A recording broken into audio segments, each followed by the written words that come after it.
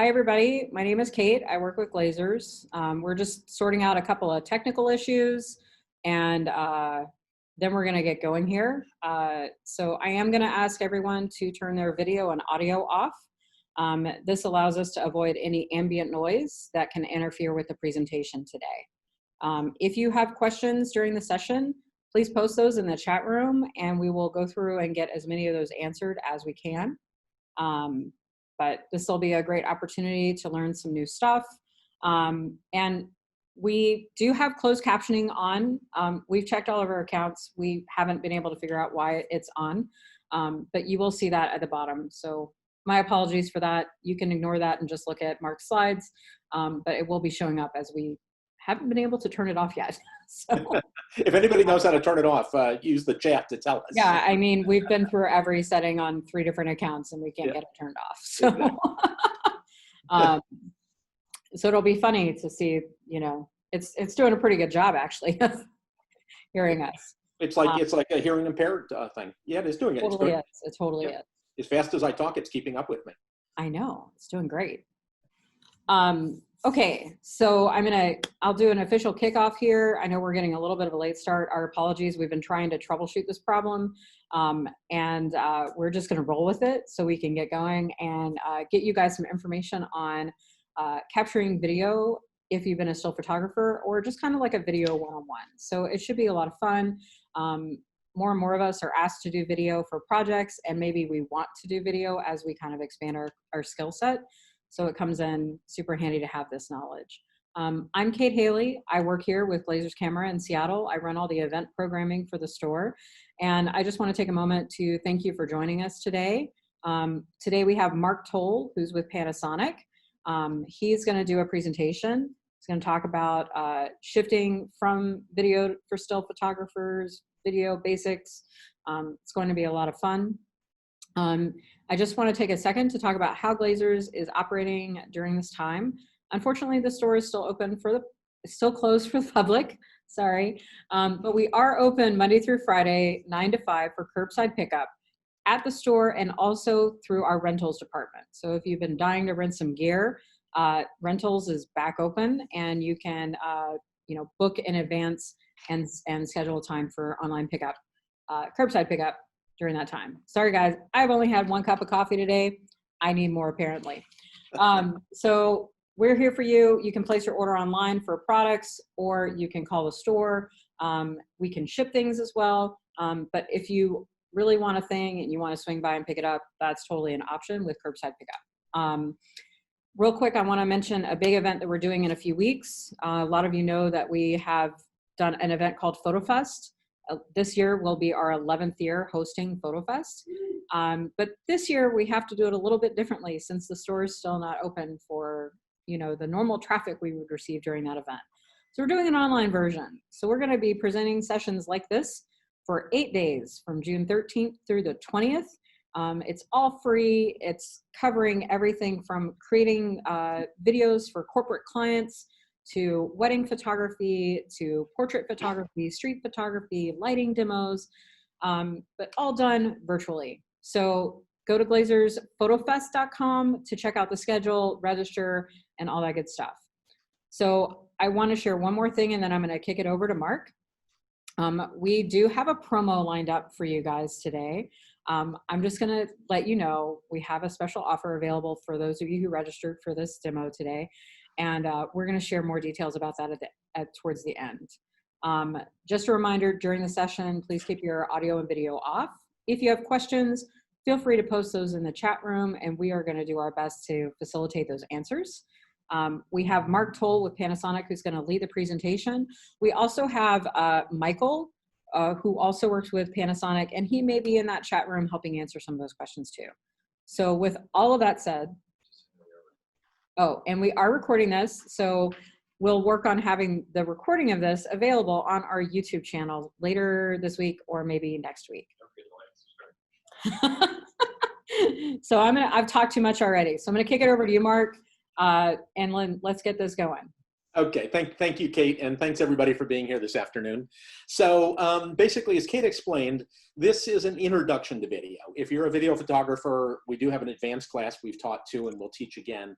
But the reason I decided to do this class is I've been a still photographer forever, as long as I've been taking pictures. And when I went to work for Panasonic, because Panasonic cameras are very video centric, they have some great video features in them, I had to learn video. And it was a struggle for me. So, and I've talked to a lot of still photographers who basically don't like video. They're afraid of it. They don't want to get near it. And so the idea of this presentation is to get you over some of the hurdles without getting too bogged down in terminology and technical issues and things like that.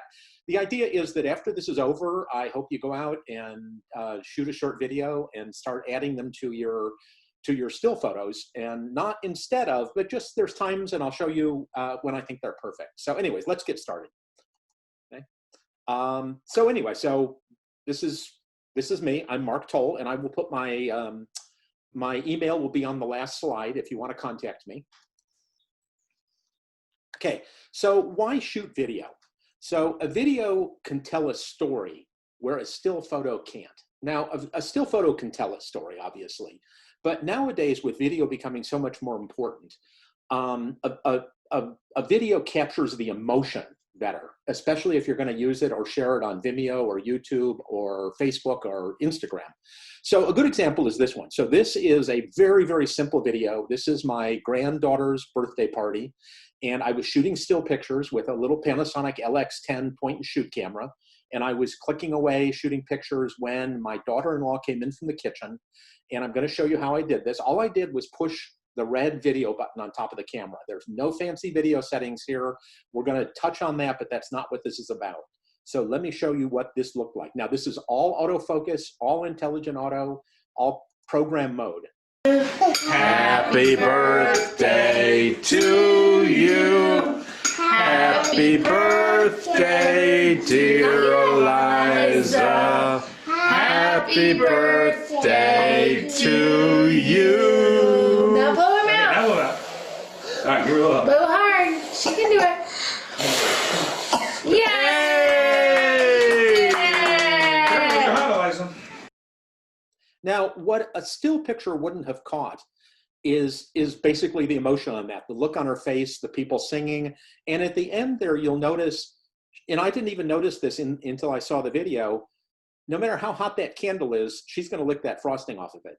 And so when I showed this to my son and granddaughter, they were just, they got a tear in their eye. It was so cute. Where the still picture, we've all seen a million still pictures of kids blowing out candles. So the idea is there's certain instances. I still took a lot of still pictures here that I mixed in with this. So your first video, if you haven't shot video before. So all cameras, especially Panasonic cameras, have two ways to shoot video. One is the basic way, which I'm going to show you here, and one is the more advanced way if you get the video bug and you decide you want to go on and learn more about this. The basic way is to push that red button that is on every Panasonic camera. Now, this isn't all, I don't want to make this all about Panasonic cameras, but obviously I work for them and I think they're great. But most cameras have a button like this, where you just push that button and it starts to shoot video. You push the black button to shoot stills, the red one to shoot video. When you shoot in this mode, everything is automatic. The camera takes over all the functions. You don't get any manual settings. So you push the button to start it, you push the button to stop it. The thing I want to just give you a heads up about is when you push that button to start it, make sure on the back of the screen you see a red dot blinking and it counting up. It's easy to push that button and think you've pushed it all the way down and you haven't. And also when you go to stop it, make sure that it stops counting and that red light goes out, or it's going to record several minutes of video you walking around holding the camera, which, trust me, I've done this. Everything I've learned here is through my mistakes. Your camera, almost all cameras are going to shoot MPEG. That's the file format. If you're a still shooter, you're familiar with JPEG. MPEG is the format for videos. In the way I think of videos, once I had this basic realization that all a video is 30 still pictures a second, it made it a lot more sense to me as a still photographer that this is just really there's no magic to this. This isn't a separate sort of continuous file. If you were to break open that MPEG file, you would find 30 photographs in there that are wrapped in an MPEG in order to play them back. You're going to get a choice of 1080p or 4K video on almost all cameras now shoot 4K. I would suggest when you first start, you shoot 1080p. Most TVs, high definition TVs are all 1080p. That's high definition. 4K is 4 times that resolution. And there's a good chance you have a 4K TV if you've bought a TV in the last couple of years. So it's a lot sharper. Each frame is 8 megapixels. So it's a much higher resolution picture, but the files are more difficult to work with. So if you're just starting out, I would stay in 1080p and make sure you're in MPEG. If your camera gives you the choice of the MOV format also, that's just another, it's very similar to MPEG. They both generally work with all programs and all files these days. Couple of basic things to think about. Keep your scene short and include movement. Now, that might be obvious to you, but it wasn't to me.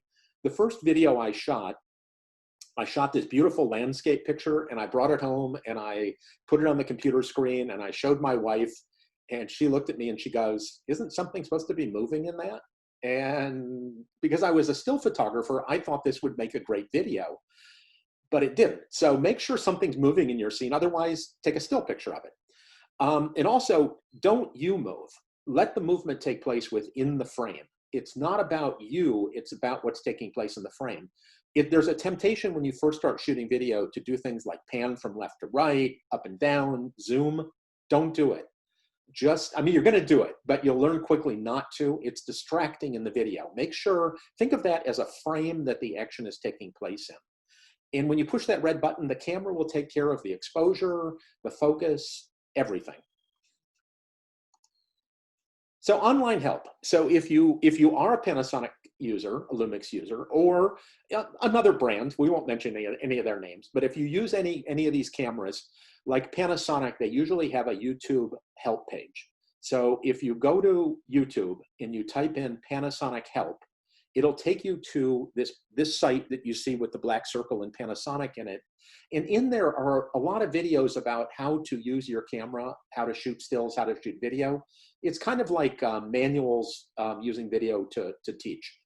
I'll give you a heads up. Because this is Panasonic Help, when you first go there, you'll see playlists for microwave ovens and phones and everything else Panasonic makes. Just go to playlists and look up Lumix cameras. But this is a great place if you own a Panasonic camera, or even if you don't, there's a lot of tips on how to do video, as there is on YouTube.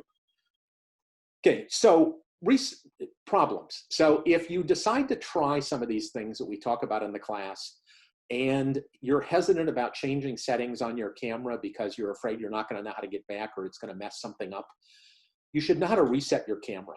So on a Panasonic camera, this is also on every other camera, if you go to the wrench mode in the menu, if you push the menu set button, which is over there on the far right, I'm sorry, and you go to the wrench button and you go to reset and you answer all 3 questions or 4 questions, depending on your camera, it'll bring your camera back to factory settings.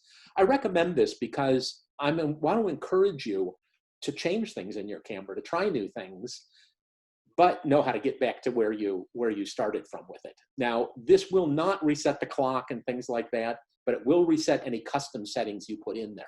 So just remember that, okay? So hybrid photography. So this is how I started out because, again, I was mostly a still photographer, and I actually still am mostly a still photographer. Probably 80 or 90% of my stuff is stills. But hybrid means that you're using stills and video together. So this is a good example of what I just talked about. So this is a gentleman I met, Art, who had this old MG that he was about to think about selling, and he wanted me to shoot some still pictures of him before he sold it because he's had it for a long time. And I said, I'll do it if I can shoot some video. And his feeling was, knock yourself out. I don't want the video. I just want stills.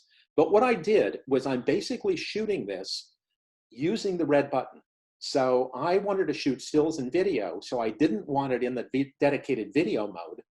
I wanted to go back and forth. So I'm pushing the black shutter button to shoot stills, and I'm pushing the red button to shoot videos and intermixing them. And then we'll talk a little bit about how I made this, but let me show it to you and talk a little bit about it as it shoots. A woman at my son's junior prom party brought some photographs of an MGTD that she had just bought that she was going to fix up with her family. And I was impressed. I'd always wanted one. My older brother's friend had one. So through the following 6 years, I had seen her at Safeway and things like that and asked her about the car. And pretty soon she came back and said, yes, she'd sell it. So I ended up with an MGTD. Now the rest of the video has music. So let me talk a little bit about what I did here. So I had started out and brought a lot of gear with me because I wanted to try all these. I'm an accessory nut like a lot of people are. I go down to Glazers and just see lights and tripods.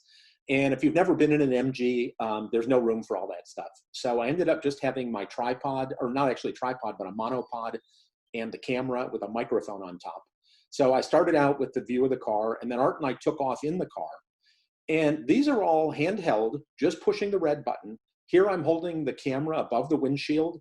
I'm holding it out the side door. Now the camera I'm using is a GH5, and it has a flip screen on it, a tilting screen.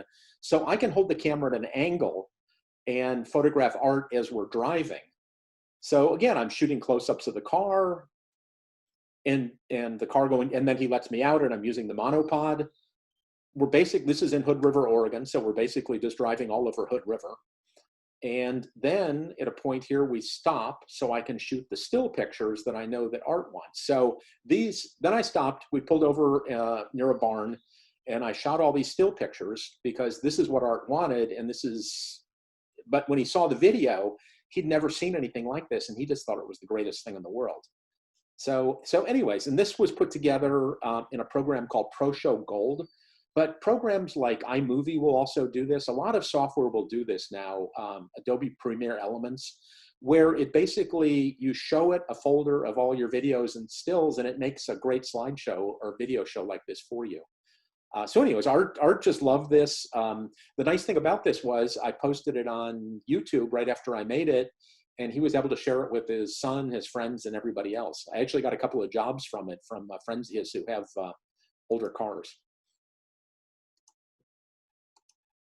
So gear. So I want to keep this simple because you'll know, and if you get bitten by the video bug, go down to Glazers. They're one of the best stores for video gear. They've got a whole department, and they have some of the most knowledgeable video people that I know in the field. Look who's using a Rode mic. Some sort of tripod or a monopod. Monopod is this one in the center. I like these ones with the feet on them because it sort of turns into a tripod. It won't hold the camera unless you're holding the monopod, but it does hold it a lot steadier and keeps it from slipping.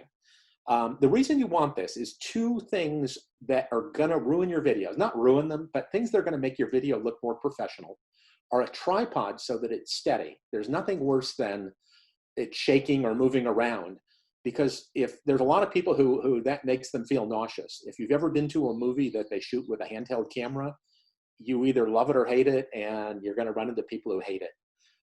The next thing that's really important is a microphone, because the saying is that you can't have good video without good audio, and good audio will make up for mediocre video. And I learned this because when I first started shooting, I put a microphone on, and even if my videos were pretty boring, people would say, wow, it sounds great. So anyways, there's several types of microphones. There's most people use a shotgun microphone like the one in the upper right corner. And I'm not, I just use that picture of a Rode. I don't work for Rode, or there's a lot of good microphones. Or the lavalier, which is down in the bottom. And the nice thing about that is it's wireless, so that you wear the transmitter. You've probably seen news people wear these. They wear the transmitter, and then the receiver is on top of the camera. So a microphone and a tripod are two accessories that they're not a necessity. I want you to get started with just what you've got, but pretty soon these are the first two things that I would look to buying. A little more advanced version of that is the gimbal. So nowadays, a lot of cameras, like a lot of the Panasonic cameras have dual in-camera stabilization, which means the body and the lens are stabilized. So you can get away with hand holding a lot of video if you've got a fairly steady hand, and it will make up for that shake. But again, a tripod is better. Gimbals are a nice way, sort of an advanced way to do this without carrying a tripod. Basically what they do is it's a handheld device and it's got like a gyro in it, and it just holds that camera steady as can be. You can walk up and down stairs. So it lets you be more mobile and still have stabilization. And again, these are, Glazers has got all these. Lighting is another thing that really helps. So there's several types of lighting.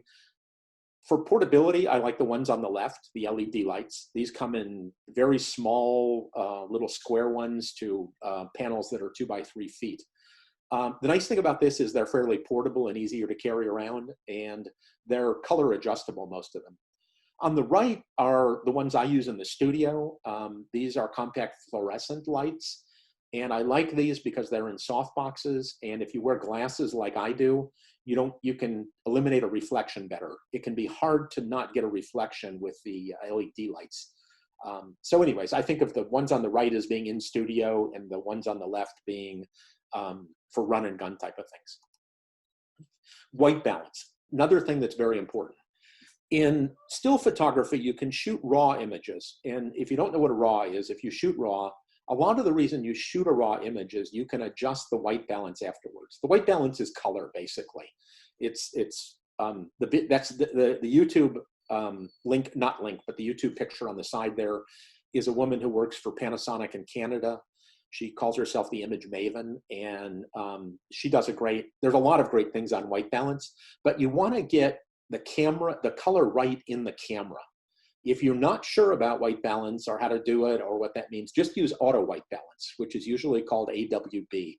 And that'll generally give you a good lighting, unless you're under tungsten lights or fluorescence. And then you're going to need to look into white balancing. And again, I'm not going to go into it here, but all cameras will let you create a custom white balance. Basically, you have this device called a color checker, or just not any white card. I would go again to Glazers, they sell these.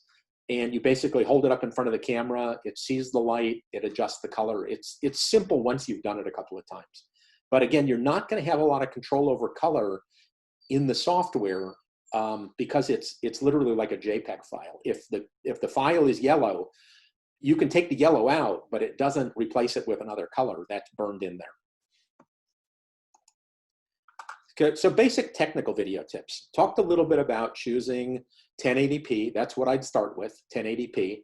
4K is, like I said, is wonderful because if you've got a 4K TV, so if you have a 4K TV and you have definitely a Lumix camera, but a lot of others that has an HDMI output, all of our cameras do, plug that into your TV directly from the camera, turn it on, and you'll be astounded. Shoot some 4K video and play it back on your 4K TV, and you'll never turn back.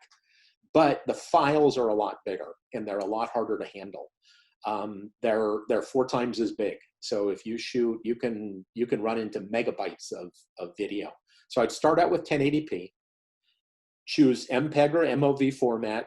Your cameras could also have a choice of a format called AVCHD, which I would not use. AVCHD is meant for burning to a Blu-ray disc to play on your TV, which Blu-ray recorders never really took off.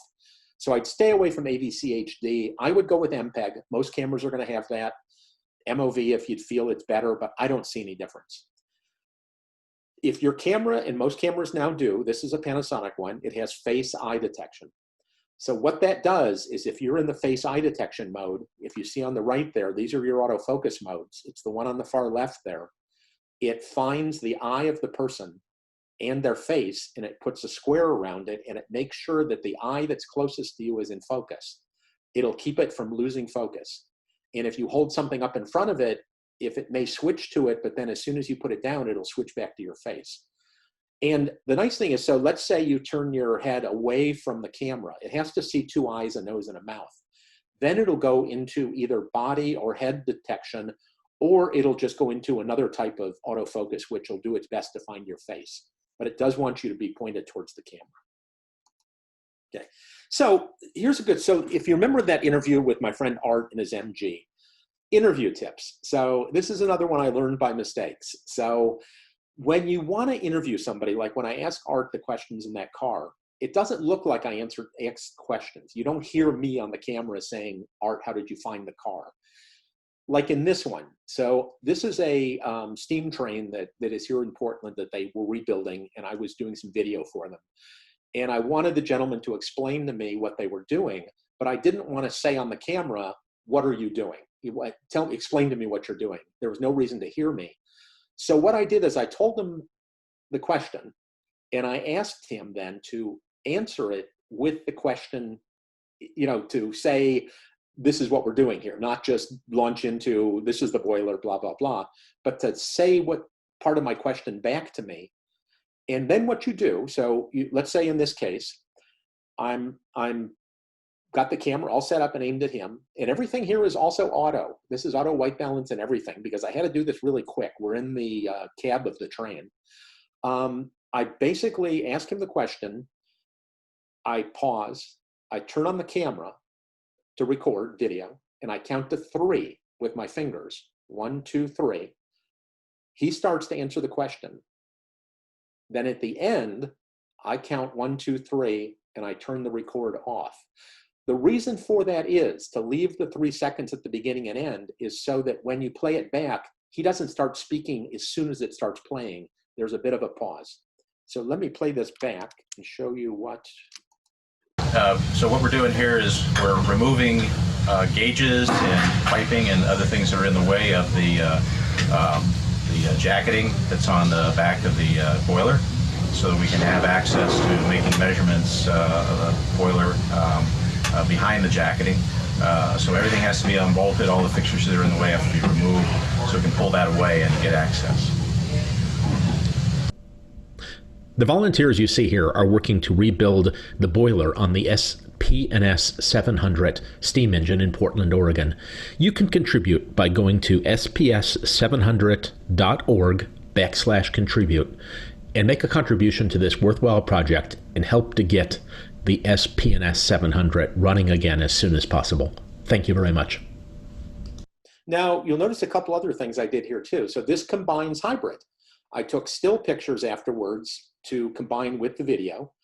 And the voiceover I did. So this is another one I learned by mistake. So when you do a voiceover, I didn't speak that into the camera while I was recording it. I learned the lesson the hard way. A couple years ago, I was photographing the trains. I was videoing the trains. And I spoke into the back of the camera, and I thought it was so cool. I took it home and I posted it without thinking about it. And within about a minute, these people on YouTube, some guy came on and he comments, I said the train is now leaving the station, and I was taking a video of it. And a guy goes on and he goes, trains don't leave the station, trains depart the station. So I learned that don't do it there. You can do this afterwards. So whatever software you're using will let you do something called narration. You go to that part of the video, you push the narration button, and you speak into your microphone, and it adds it to the video. And if you say something wrong, you can erase it and do it again. So do your narration afterwards.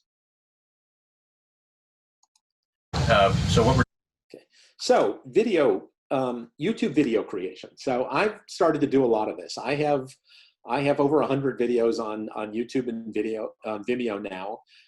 In fact, during the being quarantined here, I decided to keep in touch with my granddaughters by reading a book to them on video and then posting it on YouTube so they could see it. And they didn't think anything of it because they watch YouTube all the time.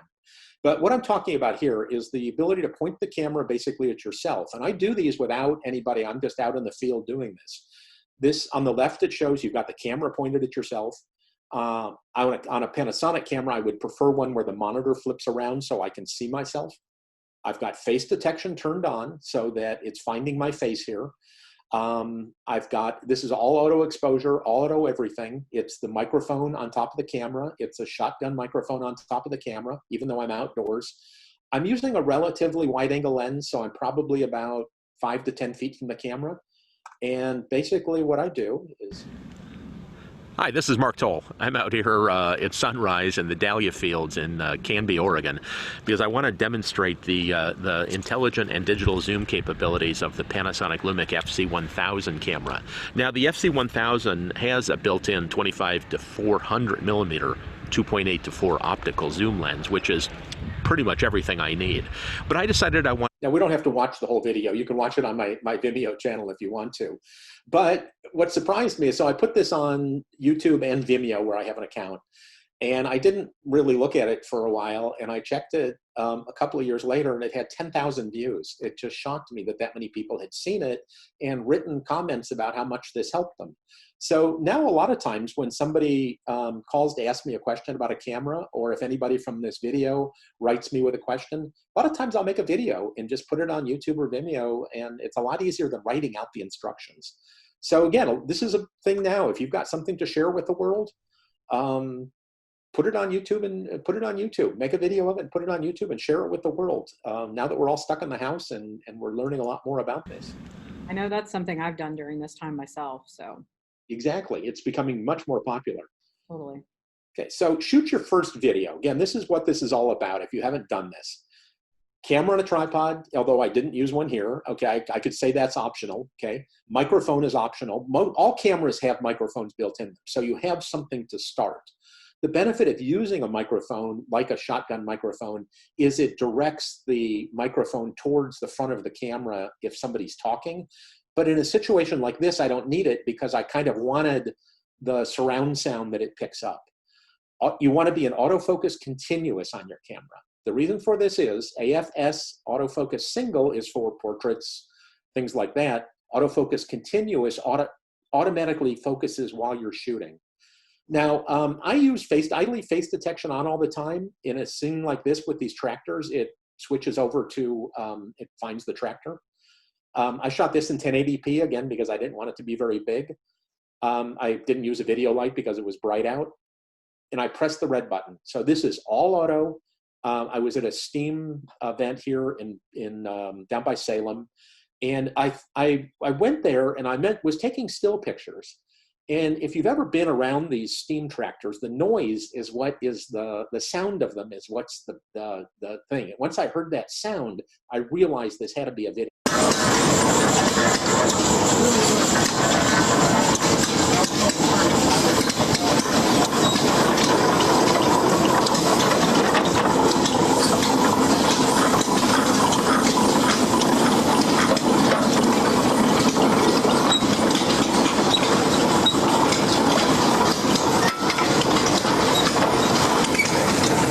Now again, I'm shooting here with a very wide angle lens. I like wide angle for things like this, car shows, outdoor stuff, if I'm down by the river, things like that. But again, I'm hand holding the camera here. It has dual in-body stabilization with lens stabilization, and you can see how steady it was. I'm not using a microphone, just the one in the camera. This is just pushing the red button and getting started.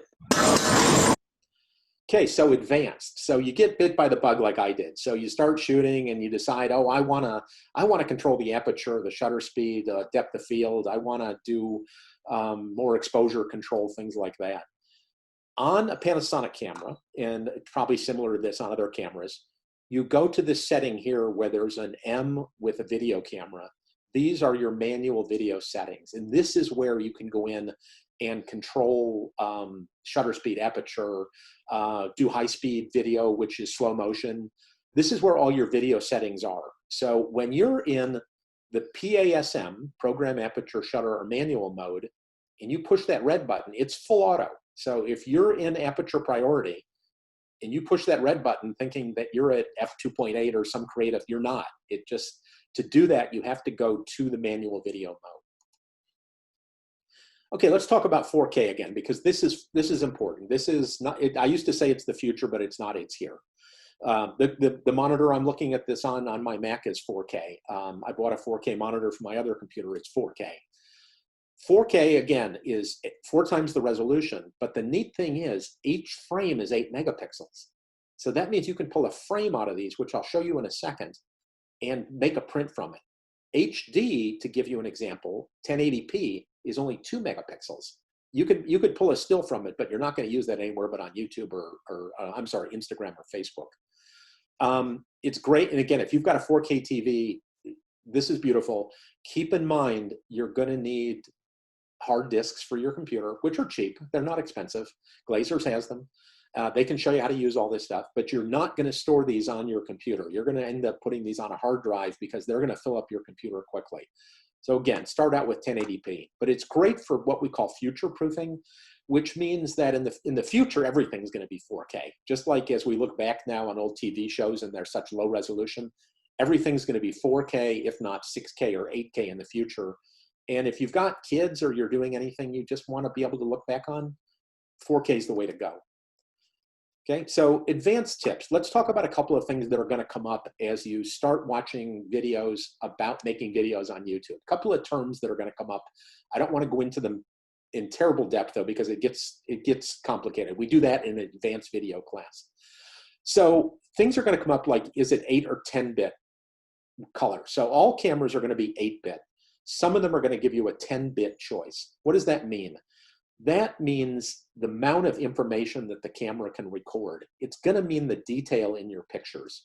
So think of it as, we've all seen these videos that you've taken with your phone or with a point and shoot camera where things look kind of smeary, like that you don't see detail in hair or eyelashes. That's a lower bit rate. It's not enough information. If you go to 10-bit, you see more of that. And in the future, we'll go to 12-bit and probably 16-bit. But 10-bit is what you want to aspire to eventually. But again, the files get bigger. You're going to hit terms like 420 or 422. These refer to color depth. So if you think about it, so 420 is, most cameras are 8-bit 420, which records most of the colors we see. But if you think of a sunset that has maybe 1,000 different shades of orange, yellow, and red in it, 420 would compress some of those colors so they're the same. What 422 does is if you've got a complicated scene with a lot of color, it'll help separate it better. But if you're going to edit your videos a lot, 422 is they're going to hold up a lot better, because basically what you're going to get if you use 10-bit 422 is you can get banding in videos. When you start to adjust a video, let's say you go into the software and you shot it too dark and you go to make it lighter, you'll see it break up into bands, especially in skies. 10-bit and 422 will help that, but this is just for down the road.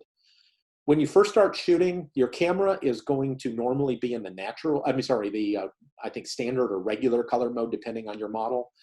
There are things like natural, Cine D, and Vlog. What these do is these shoot a lower contrast, flatter video. In fact, when you shoot what's called Vlog, which is a choice under your camera color styles, the picture is so flat that it almost looks like black and white. But what this does is gives you a lot more capability in post-processing. So once you get into using software more, then look into Vlog, Cine D, and Natural. But even though somebody recommends it on YouTube, I would stick to standard or natural to begin with. Frame rates are important. All cameras, well, I try not to say all everything. Most cameras are set to record at 30 frames per second, which is just fine. A lot of people will say to shoot at 24 frames per second because it looks more cinematic. What that means is motion looks smoother. Motion has a little bit of a blur to it, which is what we see through our eyes of a normal scene. 60 frames per second looks sharper because you're actually capturing more of the motion. So let's say a kid's running down the field and he's playing soccer, and at 24 frames per second, his number it wouldn't be as readable as it would at 60 frames per second. So 60 frames per second is used for a lot of things where they want more detail and a sharper image. Slow motion. So if your camera has what they call high-speed video, that means it's shooting at a much higher frame rate, like 120 frames or 180 frames. And when you set it to that, this is what you get. This is at 180 frames per second.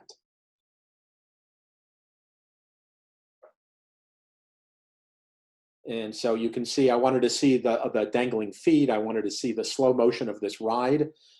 So if your camera has something called high-speed video, I don't see a reason to go above 120 or 180. This is neat, but it's almost a little too slow. If you have 120 frames per second, I would do that. And it's just fun to use. But remember, you usually don't get audio with slow motion because it's confusing. The audio would be very slow. By the way, this is a good way to get thrown out of a carnival by getting too close. I was using an extremely wide angle lens here. So Wi-Fi. So the neat thing about Wi-Fi, so all cameras now, Panasonic cameras connect using Wi-Fi using an app on your phone or tablet, either an Android or an Apple. This also worked great for video because what I can do, like in the one where I was in that in the dahlia field, what I can do is set the camera up. I can connect my phone to it. So when I'm standing 10 feet from the camera, I can see myself on the screen of my phone. I can actually touch my face to focus on my face, and I can start the video from the phone, and then I can stop it from the phone. So I don't have that dead time when I walk over to the camera and back. But I can actually check my framing and again, make sure my focus is perfect and start and stop my video. Then I can even play it back from my phone. And if it's 1080p, I can transfer it to my phone and immediately put it on YouTube or whatever I want to. If you have a Panasonic point and shoot camera or one of our 4/3 G series cameras, the app to use is the Panasonic Image app. It's free in the App Store. If you have one of our full frame S series cameras, it's the Lumix Sync app. There's two of them, but they basically do the same thing. And again, this gives you remote camera control. And it's as easy to start as pushing the FN button on the back screen of your camera and then tapping the Wi-Fi button and then connecting to the app on your phone. You can control shutter speed, f-stop. You can control almost everything you can control in the camera from the phone. So if your exposure is wrong, you could actually adjust it on the phone while you're looking through it. Touchscreen. Touchscreens are wonderful for focusing, also for changing menus. But if I'm videoing something, I'll touch that point on the screen. This is an example of one of our videos that's on YouTube in the Panasonic Help channel on how to use touchscreen and things like that. And I think all of our cameras now have touchscreens. Focus is important. AFC, I talked about that before. Autofocus continuous. It's for things moving down the street, coming down, whatever, for somebody running at you, your dog's running, your kids are running around. Make sure you're in AFC. Now, I like, in the autofocus modes, again, I like face eye detection, where if it sees the face or if it sees a body, it'll put the box around it or it'll find a point. There's also tracking autofocus, where you put this point on your subject like this and you basically touch it and it follows your subject. I'm not going to talk about the others because I don't use them for video. I just use these. Hey, Mark. Yes. I have a quick question. I'm pretty sure I know the answer to it, but I am, and Michael's also maybe asking it in the chat room, but I know there's often limitations with cameras and how long of a segment you can record at one time. Yes. Is it 29 minutes and 59 seconds? No, it depends on the cameras. A lot of our cameras will actually shoot unlimited. Oh, okay. Yeah, some of them do have the 29-minute limit is because of a tariff thing in Europe. Right. But we pay that, and when we can, we unlock that. Okay. The reason some cameras have it, though, is smaller cameras, they get very hot when they're shooting video. Yeah. So that's why there's a limitation. A lot of times in our bigger cameras, like the G series, the G9, or the GH5, 5S, the S series, they'll shoot unlimited. They'll shoot as long as the battery will last and the card will record. Okay, that's cool to know. Yeah, so call somebody at Glazers and ask them, and if you're thinking about an individual model. Okay. And also, too, another thing, too, is all of our cameras have HDMI out ports, so they can be used as streaming cameras with something like a Camlink Elgato, or something I recently bought at Glazers was a Blackmagic ATM Mini. You can connect this to one of those using the HDMI cable, and you can. I'm using a Panasonic G9 now as my my camera that I'm talking to you on. Yeah. And to get a much better image. So, and they can tell you all about that at Glazers. These things are hot right now, though. They're with everybody home streaming, they're impossible to get. Yeah, well, we have the Ultra Studio mini recorder. I actually just bought one of these, so I can do that with my setup at home. Isn't it neat? It's very impressive. Yeah. Well, And- I'm waiting on one of my cables, but yes, I'm looking forward to using a real camera for my. oh, and it works. And it works with every one of our cameras. They all have HDMI out. So Yeah. So a lot of people when they shoot video, when they get more into video, will manually focus because they want to make sure that it doesn't change. You don't want that focus to shift while you're shooting. And so that's what focus peaking is about. If you go to the manual focus, the MF mode on our cameras, you'll see these red lines around this guy. This is not his shirt and his bicycle he's wearing. That shows that that's in focus. And again, this shows up on the app, so you can check focus there. But you just rotate the lens, and this is professional video people always manual focus. I don't because I'm lazy.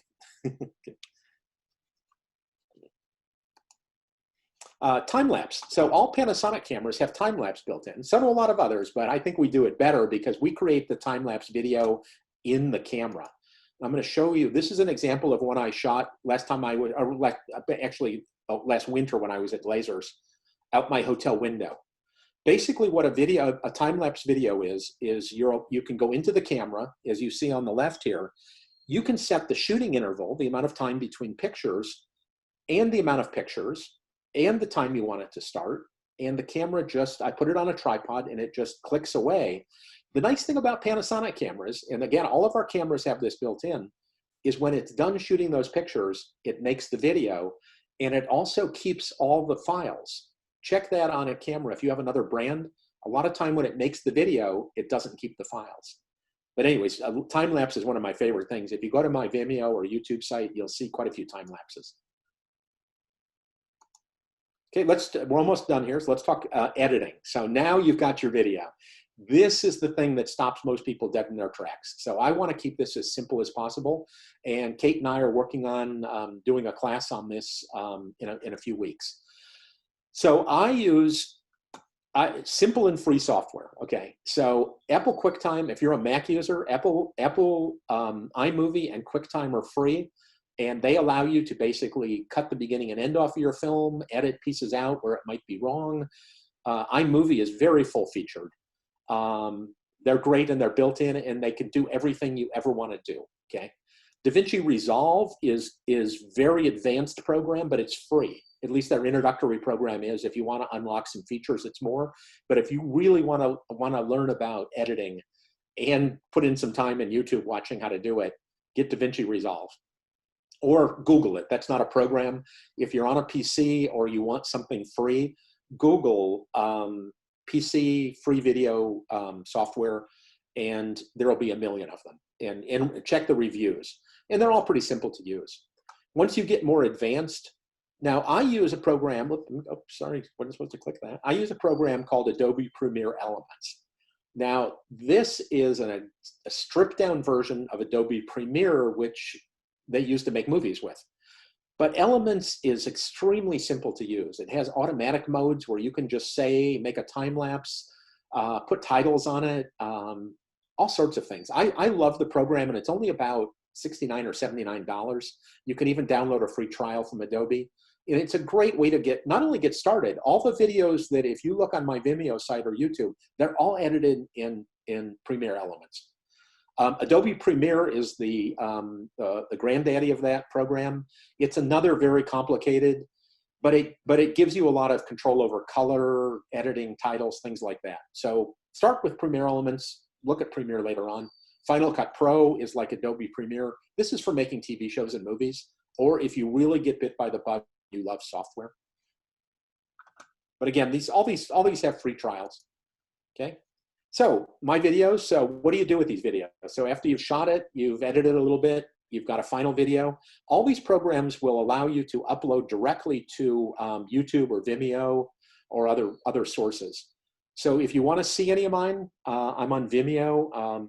Again, you just go vimeo.com/my name, Mark Toal, or go to YouTube and do a search under my name, and you'll just see lots of videos. You'll see me if you want to hear the Hoboken chicken emergency read to a 6 and a 4-year-old. You'll see that as my latest on YouTube. And I think we're almost there. Oh, so one more thing. So I talked about stills from 4K video. Here's an example of I was in Santa Monica and I wanted to shoot skateboarding. And if you've never shot skateboarding, it is the hardest thing in the world to get a good shot. So I shot a 4K video. Now, I wouldn't normally do the video like right here, right at that point. When I played that video back in the camera on a Panasonic camera, you can stop the video wherever you want it and pull that frame out of it, or you can do it in software. I pulled this frame out of it here, and I got a picture that made people think I was a great skateboard video person, and I couldn't get this to save my life. But think of it, I was shooting 30 frames a second. I had about 10 seconds of video there. I had 300 frames to choose from. It makes you look pretty good.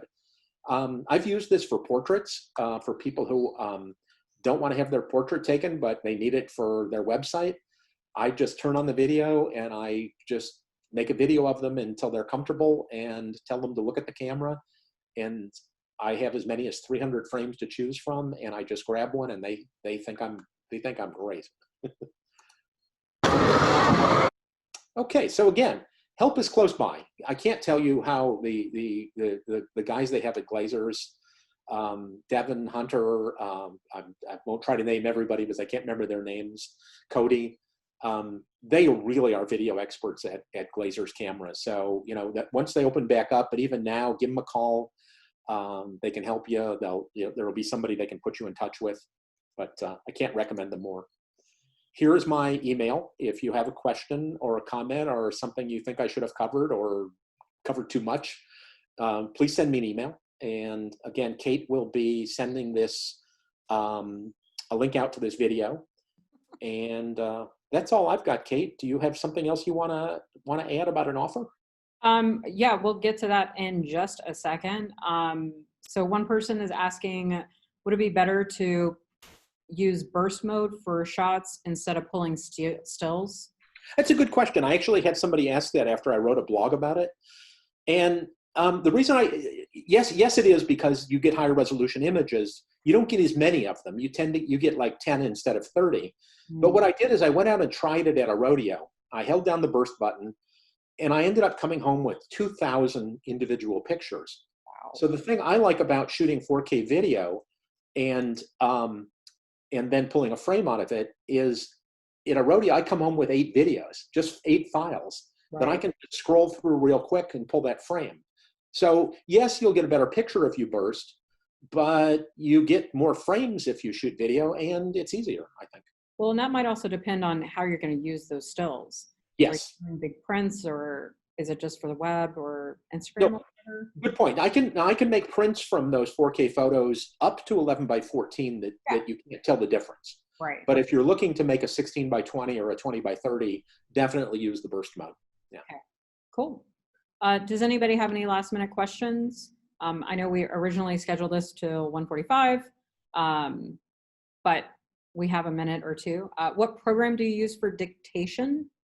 Do you have a dictation program, or? Oh, you mean to add the voiceover? Yeah. Yeah. Oh, yeah. I use I use Adobe Premiere Elements for everything. Okay. And the nice thing about Premiere Elements is once you have your video on the screen, I can hit a button for narration. Right. And I can use the microphone in my laptop, and I can just speak into the laptop and record it, and I can watch the video as I speak.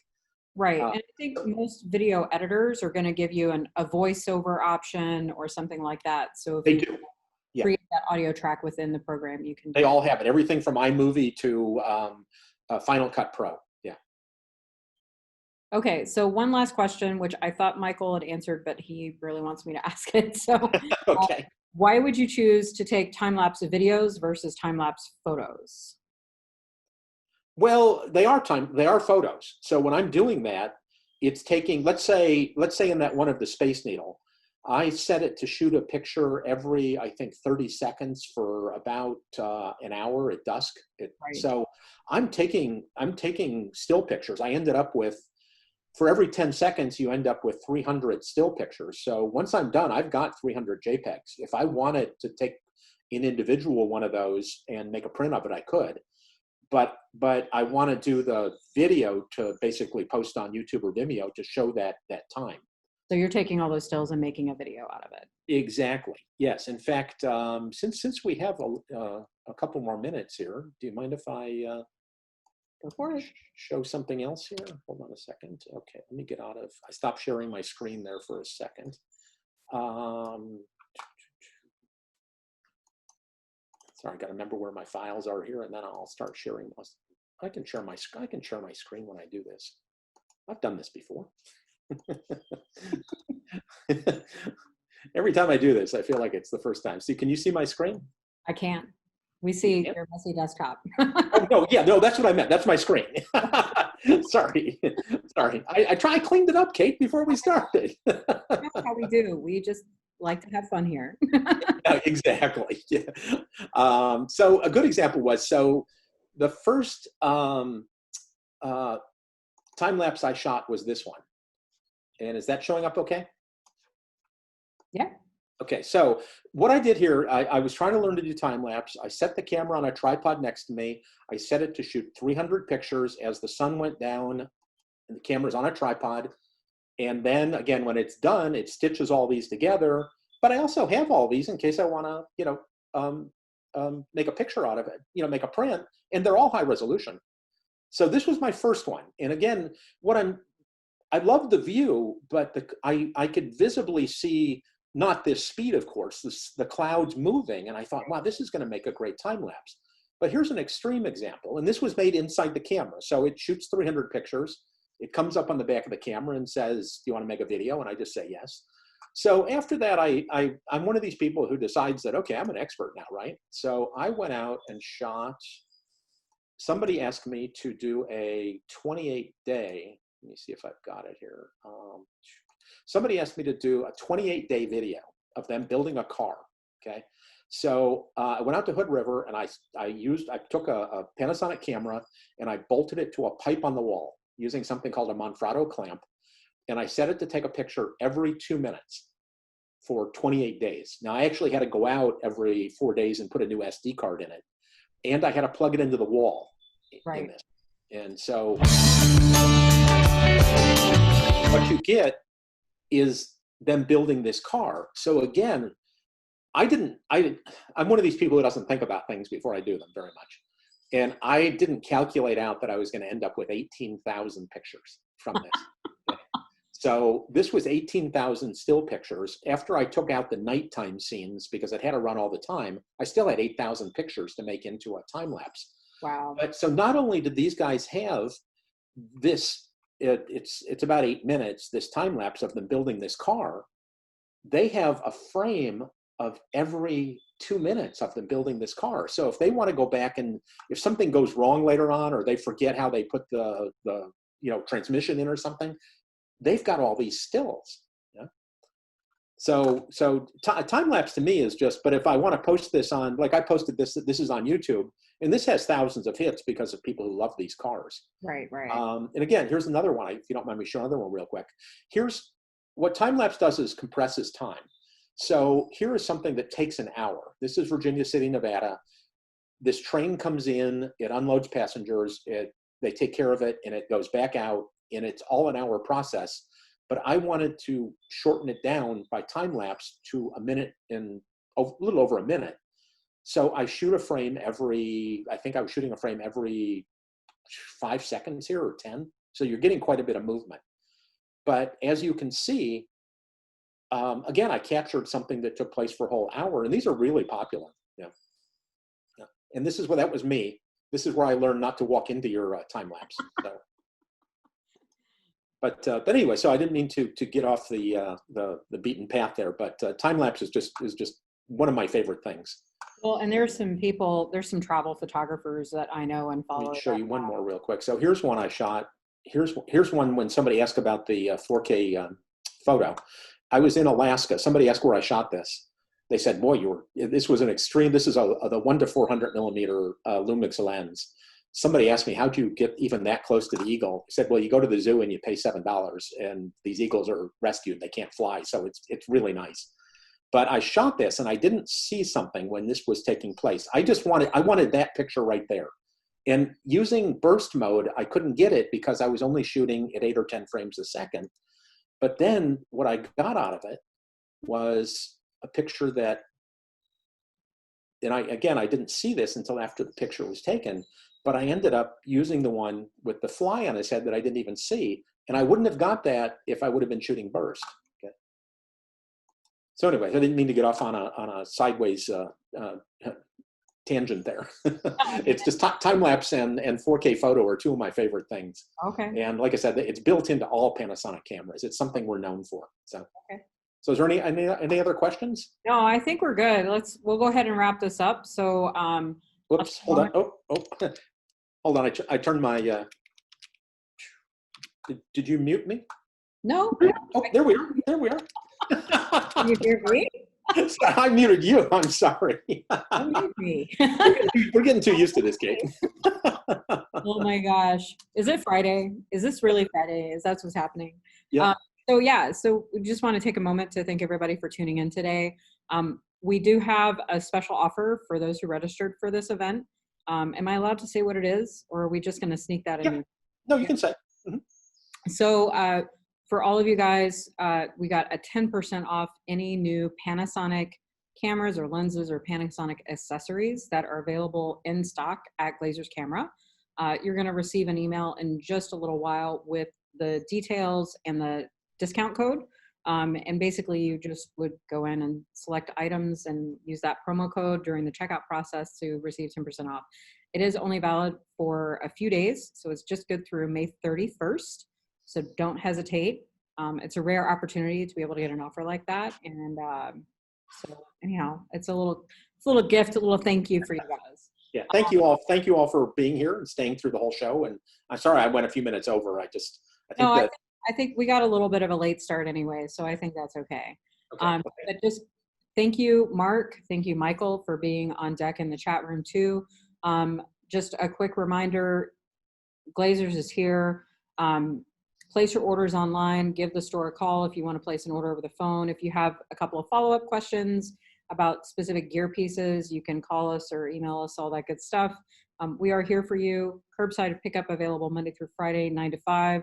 Rental curbside pickup available Monday through Friday, 9 to 5. And web orders available 24/7. So you can have it shipped or schedule or come by and pick it up in person. Glazers Photo Fest in 2 weeks. I cannot believe it. So 8 days of sessions like this. Mark will be on some of those. You'll see my face a lot. We're going to have a lot of fun. So, and again, we hope to do a video editing class after that, I think. Yeah, so we're going to have more programming. I'm actually working on a couple of events that'll go up hopefully today for things between now and PhotoFest, and then we're going to have more programming beyond that. So thanks again. Everybody have a great day. Enjoy your weekend. Stay safe and stay healthy. Thank you. Thanks, Mark. Bye, everybody.